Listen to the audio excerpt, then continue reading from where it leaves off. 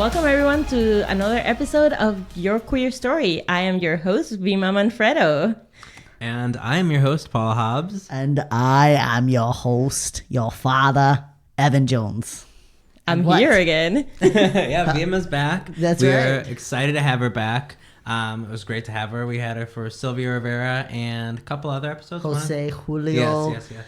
Sarria. Sarria. All right. Sarria. Jose You gotta Julio go- Sarria Yeah. and Sylvia Rivera, which were great episodes, at least for me, because I was there. Yeah, they were fantastic episodes, so you got to go check those out for sure. If you haven't caught up, we've had a lot of new listeners lately, so that's good. Yeah, Yeah. a lot of people jumped on around the Jeffrey Dahmer time. So if you haven't, go back and listen to some of our older episodes. Audio quality might not be as good, but the content's just as great. There you go. And also, Vima has a podcast. I do. So this is the shameless plug part.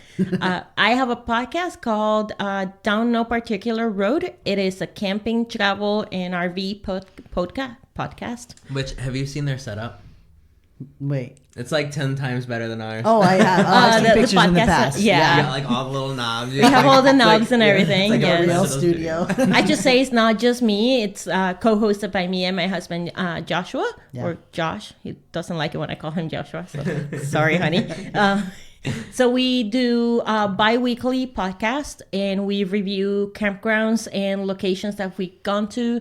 We give tips and tricks to maintain your RV. If any of you queer, beautiful people have RVs. And we do reviews of different things, of equipment and stuff like that. So go find us. Yeah, this is the perfect time for it. This is camping season. Like, we're Absolutely. in it. Yeah. Yeah. Yeah. And she also taught us something extremely important, that you can make s'mores in multiple ways. We had no idea. I don't know, maybe you did, and you just No, I relied. didn't. I was My stuck in mind very was literally closed-minded thinking. Blown. And, Right. And Vima was like, no, really, you can add whatever you want to a s'more. And we said, no, you can't. In the Bible. In the Bible, it's only graham crackers That's and right. Hershey chocolate. Exactly. Milk One chocolate. square, maybe two if you're Specifically feeling Hershey's spicy. chocolate. Yeah, Hershey chocolate, not paid sponsorship here. But yeah, you can use dark chocolate. You can use Reese's peanut butter cups. Any York patties. I didn't mention that last time. I don't like York patties because I don't like mint Would you with use my that- chocolate. Would you use that with a graham cracker? Or would that be like the... You can use the pastel cookie, Oh, yeah, the that's Italian right. cookie that I don't know Yeah. how to pronounce, with the York patty, because the York patty is like huge, and then the marshmallow. Oh, wow. And like I said before, we got into a fight, but you have to torch your You have marshmallow. to. All the Oh, way you burned. do have to. Because like, then the inside's extra gooey, like it has to be done. And then completely- crispy and black on the Yeah. outside. Okay, well, So I didn't go good. that far. I like Oh, it, yeah, I I just like just- a little brown. No, I just I understand crispy. you. Yep, that's what we're doing. Okay. Although I had, my mom always loved to eat burnt popcorn. Like, had to burn the shit out of the popcorn. Would she microwave it, or would it be like on the Yeah, stove? no, she would microwave it, and it would be burnt, and that's the part that that's what she wanted to eat. I don't know why. Ew. But that's what I think of It was when you just say that burn silent. your marshmallows. Yeah, thanks for your different judgment, because guys. It's different because the burning on the marshmallow kind of caramelizes it because it's sugary. No, Right, and then you get like chewy pieces of, Yeah. of sugar. I don't But know. when you burn popcorn, that's just Burn nasty. is burnt to me. Yeah. Burn is burnt. I'm sorry, that's nasty. How dare you insult her like that? She's definitely listening to this podcast. Of It's her course. favorite thing. So, anyways, guys, we asked Vima on because this is a mini-sode, and we're talking about being an ally to queer people of color, and we thought that a queer person of color should be on the episode. It talk kind of about makes it. sense. It kind of makes sense. I didn't really understand at the time, but now that we're Right. here, no, I'm kidding. Love Vima, glad she's here. Yeah. Learned a lot from her last time, and excited to learn some more. And, Yeah. Yeah. You know, I just want to make the disclaimer though. I am one person of color. Yeah. Not everybody. You can't So speak for every I single person of can- color? Exactly. I'm This not is ridiculous. Why did right. we ask you? Exactly. I'm screwed. You guys are screwed. But I always want to make that disclaimer because sometimes I could say something that other people of color with other experiences may not relate to that because we also have different lives. It's Yeah. not one prescribed life for every type of person of color that's out there. So Yeah. Yep. you get one perspective because I'm here. It's a little something for you. It's a little nugget. So let's talk about it. Being an ally. So I think that for me, one thing that I wanted especially is when you're part of the queer community, because we're talking about intersectional identities, and I feel like a lot of people, it's interesting because I was just did a post a little while back where I was talking about I was talking about the flag that has the more color, more pride. Mm-hmm. It's the Philadelphia flag that has a black and brown stripe on it, and how there was such a controversy 2 years ago when that first came out, and people were so upset, right? Oh yeah. The rainbow flag already incorporates all colors of everybody. It has nothing to do with race. So tell me, like, when you first saw that flag, what were you thinking? Like, well, the first time I saw the flag, I'm like, I didn't know where it came from because I saw it only on a picture. Yeah. And I'm like, that flag looks different. Let me look up why. And I see the Philadelphia flag. I'm like, why is it the Philly flag? So I had to dig a little bit more to figure out what it was. And when I read it, I'm like, that's awesome. Yeah. First thing I thought is like, that is absolutely awesome because of what's going on right now with our political climate of people of color, both brown and black people, are not being welcome pretty much anywhere. I agree. Yeah. So having something that is so obviously just dedicated to the queer community of color, it made sense to me. And then I read about people complaining. I'm like, why are you complaining? Why are you being such a negative Nelly? And the thing I've always said is, like, everybody always has to have somebody who's lower than them. Mm-hmm. And I feel like that kind of plays into it. They're like, no, you're just as equal as me just because you're a different color. And, like, it just, people don't get it.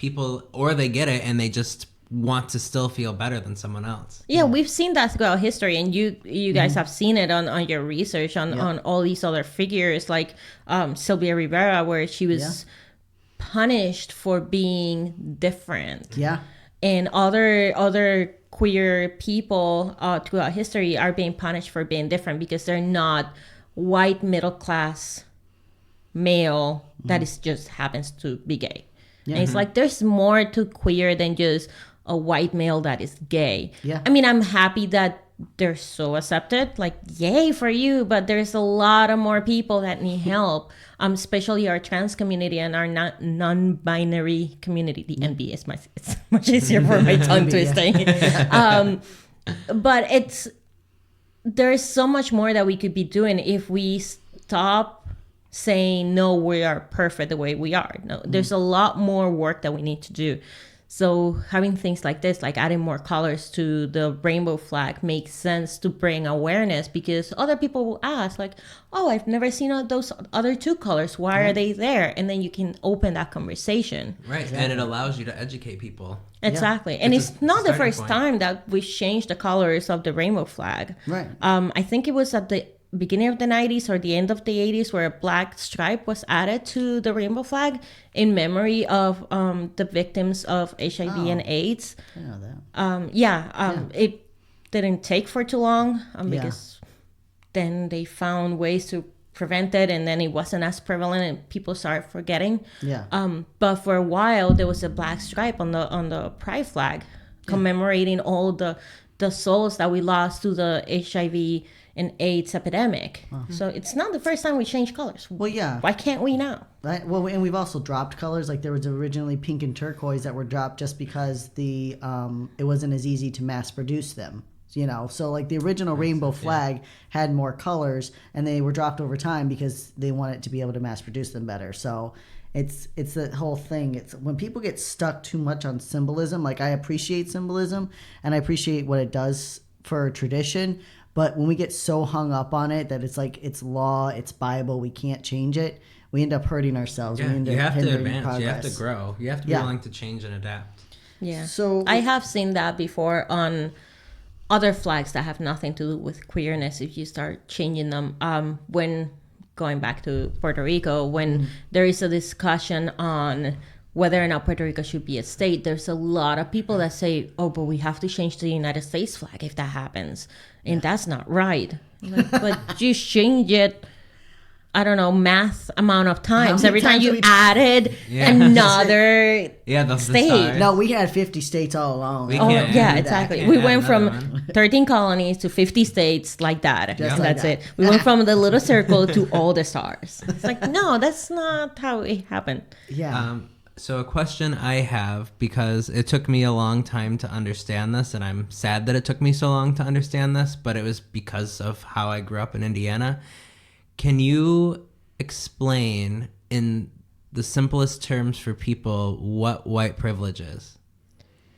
White privilege, It's a big can of worms. it is a big can of worms. It is, but but it took me, I mean, I really didn't understand until I moved to Rhode Island, and that sounds so bad, but the climate I grew up in, it was never addressed. So I think it would be good for people to hear. oh, yeah, absolutely. Yeah. So white privilege doesn't erase. I think it's more important to, first, with people that are so resistant to that phrase, it's like it doesn't erase your personal struggles. It doesn't erase what you've gone through life.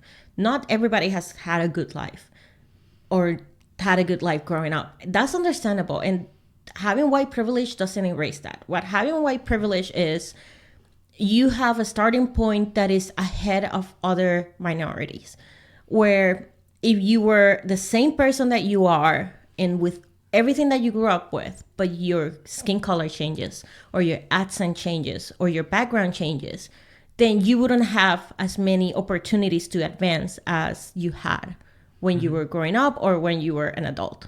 And that's in a nutshell what having privilege is. But also there is white privilege, which is big, but there's also not white, but there's also privilege in every person and every culture.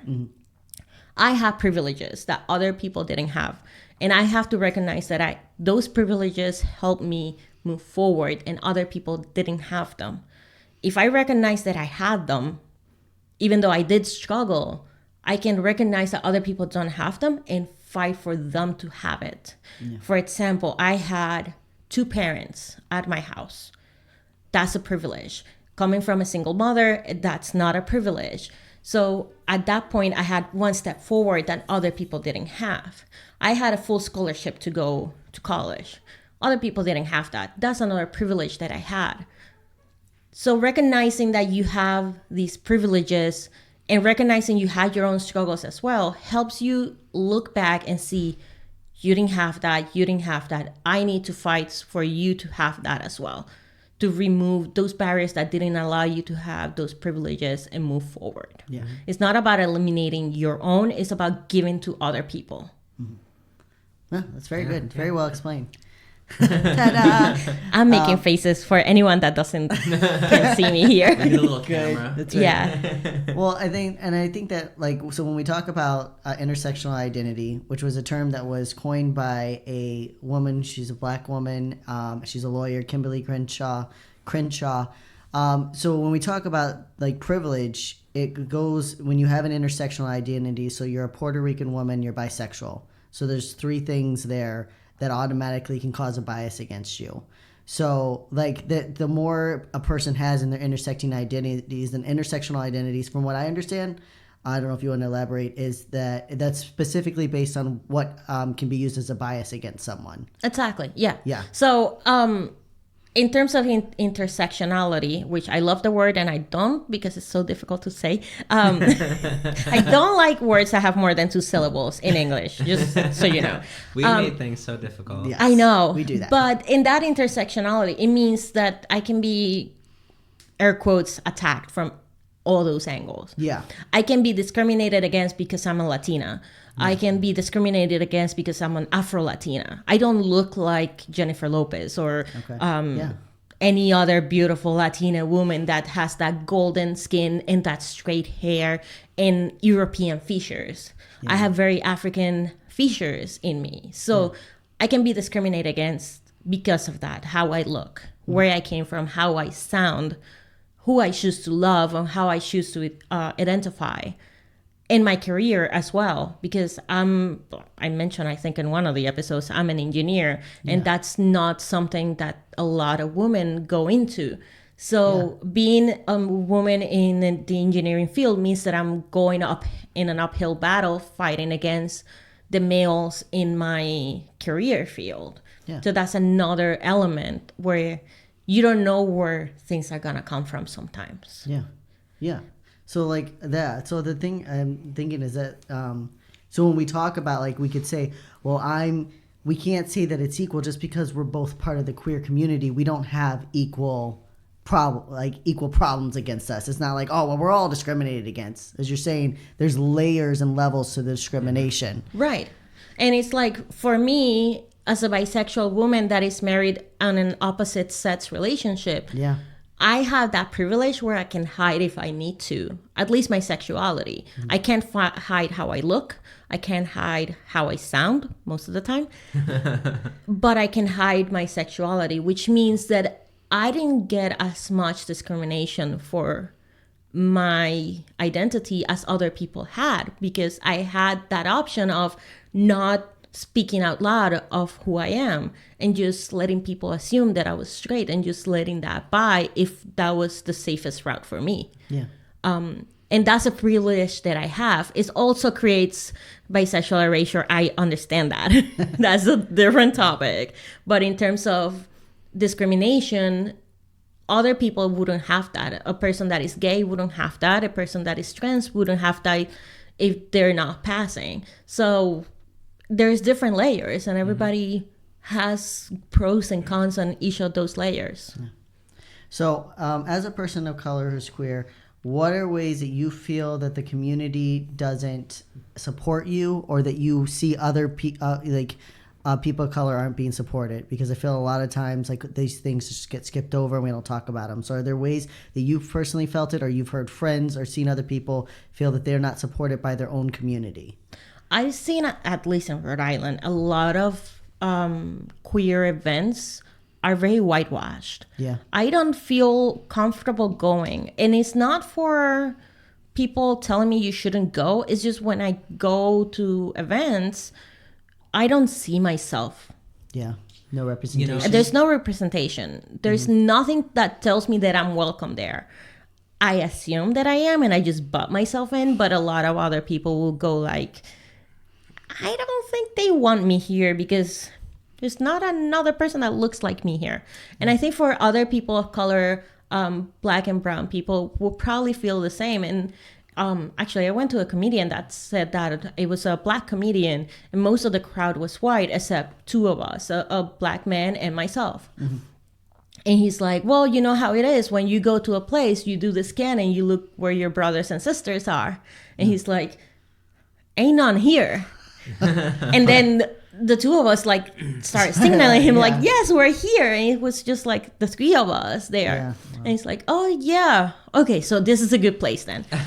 It's that kind of thing where, are you making your events or your whatever it is, fill the blank here, open to other people in other cultures? And how do you do that? Yeah. You invite those cultures in to help you plan it. Absolutely. You don't do it, exactly. You don't do it at the end like, oh yeah, everybody's welcome. Everybody knows that. No, not everybody knows that. You need people of those communities helping you, because they will tell you, hey, listen, this community in this town in particular is really poor. So you want to be close to public transportation. Right. Yeah, or these people, like exactly, or this community has a beef against this police department because there was a big incident 5 years ago and you weren't here and you don't know that. Yeah. So you don't want to hold the event in this town. Those kind of things, only people within those communities can tell you that. Okay, yeah. And speaking of that, I saw something maybe not even a week ago, a few days ago, it was shared. It was like, Rhode Island Pride, blah, blah, blah. It was a big thing. And on Facebook, the image that was shared along with the article was 3 skinny white guys. Oh yeah, with I saw with like that. blonde hair. Yeah, it was Rhode Island Pride is the best. It's like one of the best prides in the country. Yeah, and I'm like, why is that the cover image? There's so many millions of diverse images and representation there. Why is it 3 skinny white blonde guys? Yeah. I mean, I know why it is, but shouldn't be. Yeah. Yeah, it shouldn't be. You shouldn't be reaching out. There were millions of images. There was no excuse. Right. That was totally And it's That was not the it's not decision it's made. not the job of the minority communities to reach out to these big events to be seen. It is Absolutely the job of not. the big event to bring them on board from the beginning and say, I want to make sure you are represented. Help me. Yeah. And that's how it should be. Yeah. I think, so what I get a lot and what I've noticed a lot is, it comes down to real simple. We're not listening to the community. We're not listening to people. I know that, I don't know if you're aware, but when we had Rhode Island Pride, there was a big issue because they had made an agreement that the police weren't supposed to be in the parade. And then the police ended up being in the parade. Or they were going to be in the parade, but it was going to be in unmarked cars. They weren't supposed to be represented. And instead, we had all these. Did you go to the parade? I don't know if you were I able was to in go. You were- graduation that's right. instead. You were graduating. I was Congratulations, graduating. by the way. Thank you. What is this, like your 7th degree? What is this? No, it is. I got a master's in systems engineering. Awesome. Wow, that's awesome. So anyway, so you were graduating. Okay, yeah. So there was a big thing because the police weren't supposed to be represented because the community came forward and they said, we don't want the police there. And instead the police showed up. There were lights and sirens and a whole big thing, and people felt uncomfortable. So what do you feel like that happens, like with just the community's not listening? And how do we balance this thing, which might be too big of a question, but I don't know, this thing of community doesn't feel safe around the police, but white people do feel safe around the police. Because they're on the comments, oh my God, it was, well, what are we supposed to do if the police aren't there? What if a shooter comes? And people of color were like, well, if a shooter comes, we're probably going to get blamed for it, so maybe don't. Yeah. So what about that? It is two different points, because people of color, especially Black people, which I don't want to talk for because I'm not part of that culture, even though I look like it.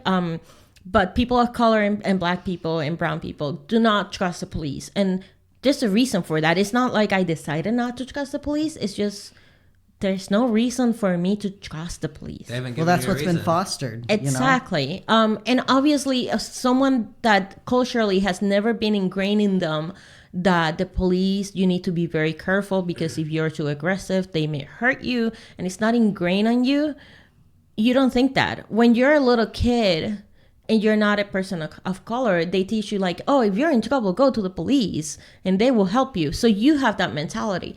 But people of color are not taught that because that's not the safest thing to do. If there's a big trouble, we've seen it a million times happen. Every day.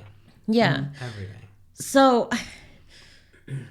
I have mixed feelings about what happened about the police attending the Pride Parade, because there's also the intersectionality of there are gay policemen and they deserve to be on the parade.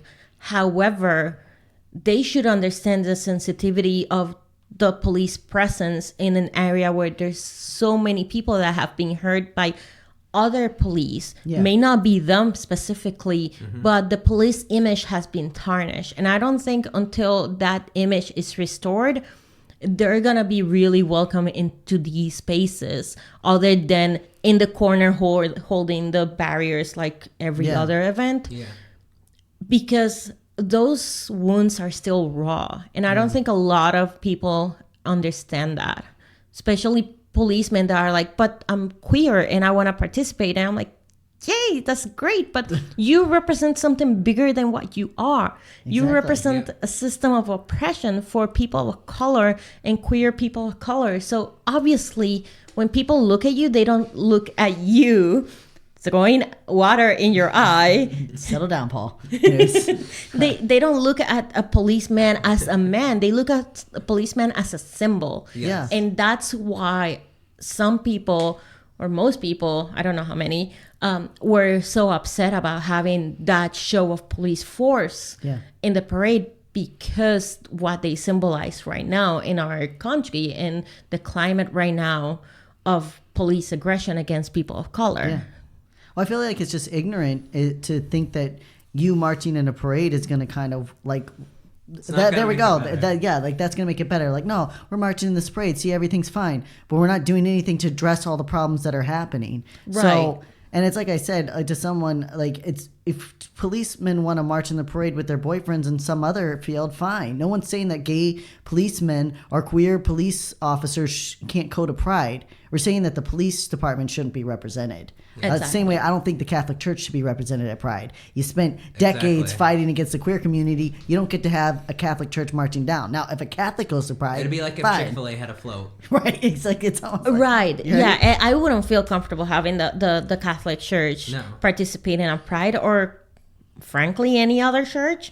I know there are some specific churches that accept queer people, but as a generality, I don't see the queer community and the church, the Christian church, coming together as a unison and being good for each other as a unison. All of the queer community. They may accept gay and lesbian people, but how about our trans community? Right. Well, there's so much that's happening to the queer community at this time being pushed on by other churches. Like there's people that are just as not just as triggered, but there are people that are triggered by seeing churches there, like the way that people are triggered seeing cops there, Especially someone with like your background of a church. Like I don't care for it. It's not my favorite thing. I mean, I know that a lot of times it's churches that are there that are trying to be supportive, but I'm still just like, every time I see them, I'm like, okay, but I mean, like 10 years ago, you were supporting conversion therapy, and 20 years ago, you were actively sending people to camp. So I'm glad that you made a turnaround, but I don't know. But I think the wounds are still a little bit open. However, I see some churches that have made a lot of progress in trying to reverse the damage that they've done. And I do commend them for it, even though I don't care for churches because I'm an atheist. So it's like, I don't care. But I mean, no, it's fair. Some of them have made progress, but I kind of stand with you on that. So then my last thing, what do you think? So as a queer community, should we be standing? What do you feel when queer organizations don't take a stand on issues that affect people of color, such as the rampant violence done by police, the issue at the border, the concentration camps we're running by ICE? Do you think that queer organizations should stand up and call these out, or should they just stay focused on queer issues? Because aren't we not helping the intersectional identities, or do you think it should be separate? That's a loaded question. That's a loaded question. And remember, she doesn't speak for everyone. But you just got your master's degree. Yeah, I should be able to all feel your that knowledge. Now, as a general sense, I think the queer community should fight for other communities because we are asking to be seen, and other communities are not being seen as well. Yeah. However, I understand for the individual, it may be exhausting. Yeah, well, I understand it is that. very exhausting and depressing if you are worrying about all these things. I understand that. I think that's fair. But in general, the queer community definitely has to think about the problems that the people of color are suffering in terms of mass incarceration, in terms of police brutality against them, all these things, and the reparations and all that. Absolutely, and definitely the concentration camps at the border. We do as a community need to help each other and need to help stop all that. Yeah. I forgive one or two individuals that need to take a mental break because we all do. Sometimes I take weeks of breaks where I don't read any news. I don't involve myself in anything because it does get tiring. It gets tiring. It drains your energy. You need to take a break, recharge, and then go back to the fight. But you need to include the people of color on that fight. You need to include the Latinos in that fight. You need to include all these people in that fight because within those people, there are queer people. Exactly. That's exactly what I was thinking. We are randomly distributed throughout the country, throughout the world. The gay and not the gay, but everybody. Yeah. It's the percentage. If you see the math, it's a random distribution. Yep. So within the Black community, within the POC community, there are queer people that are also suffering. Yeah. Within the Latino community, there are at the border, there are queer people suffering there too. Yeah. Well, I mean, we just saw, another transgender woman died in custody at the border. We saw another transgender woman die in prison on Rikers Island. So like Two transgender women just died in Maryland too. I think it was Maryland. Maybe was it It was in the DMV area. Yeah, two transgender women of color dropping dead. Yeah, and so that's what I mean. I understand. I agree with you completely on individuals. I just think the organizations like the HRC groups like this, and I'm not saying that they aren't doing this, but I'm saying if you run an organization and you represent queer individuals, you have to stand up on these issues because those are queer individuals that are dying, like are the most disproportionately affected in these crises where people are already, undergoing so much atrocities. That's the word I want. Yeah, atrocities. Yeah, absolutely. You have to watch out for everybody, and it's because of that queer people that are here, we have that privilege of not being there at the border. I have the privilege of being Puerto Rican, which means that even though I'm an immigrant, I'm already a U.S. citizen. Yeah. So with that privilege, I need to raise the voices of those that don't have that privilege, which are my brothers and sisters of all of the rest of Latin America. Yeah. So for me, I need to fight for them as well. I need to fight for the people of color because they need more voices to help them. And it's not to speak for them, but speak with them, enhance their voices and give them the megaphone to be able to affect change. And that's pretty much what we need to do. Yeah, agreed. So is there any last things that you want to say in regards to being an ally? Do some introspection. Some introspection? Is that word. That one. Do some internal thinking and think about your privilege. And don't be defensive about saying, oh, I didn't have any privileges. I had a lot of work growing up. Yes, we all did. But think about your privilege. And then think about what would have happened if you didn't have that. And then look for the people that didn't have that and help them get ahead. Because that way we will bring our society up, all of us. Yeah. And that's it. Be an ally. Speak up. Yeah. Here's Vima, dropping truth again. Yeah. Every time. Back. That's right. So don't forget to check out her podcast, Down No Particular Road. There will be a link on this episode. Yep. To the website. Do you have a website dedicated? We do. It's buzzsprout.com// whatever it goes. Manfredo. Yep, I remember now. That's right. So there will be a link to the website and a couple links to the iTunes link and all of that on there as well. Yeah. Yay. To their Go podcast. listen if you like camping. Go listen. Get some camping tips. I don't want to call it the lesbians, but I'm going to call them out. Yeah. I know that you guys need some camping tips. And also, guys, if you follow us on social media at Your Queer Story, we would appreciate it. And if you check out our Patreon you're not going to jump in. Patreon.com/YourQueerStory. Sorry, I was drinking a water this episode. I didn't have any beer, so I'm That's a right. little bit Yeah, off. he's so off. Check out their merch too. Yes. Here, Yeah, I love. She bought one of our shirts. Yeah, check out our merch. I'm wearing one of our shirts again. That's all I wear now is Your Queer Story shirts. I love how clear she made my skin. I'm like... so much clearer than regular life. Right? You are that white though. Yeah. Just- They definitely nailed the whiteness. This is nice and stark. But the merch is really nice. The t-shirts are really soft. Aw. And Yes, I love my t-shirt. They're made in America. Made in America, ethically sourced, good stuff. You're supporting the queer community. Stay queer. Don't get a lobotomy. Just succulent sapphists. Oh, she got it. She got it. There you go. Thanks I remember for this joining time. us, you sodomites. And our little allied hookers. And bye. And our proud homocrats. And our homocrats. Bye. Bye. I always forget the homocrats. Yeah, I know. You're horrible. I'm losing it.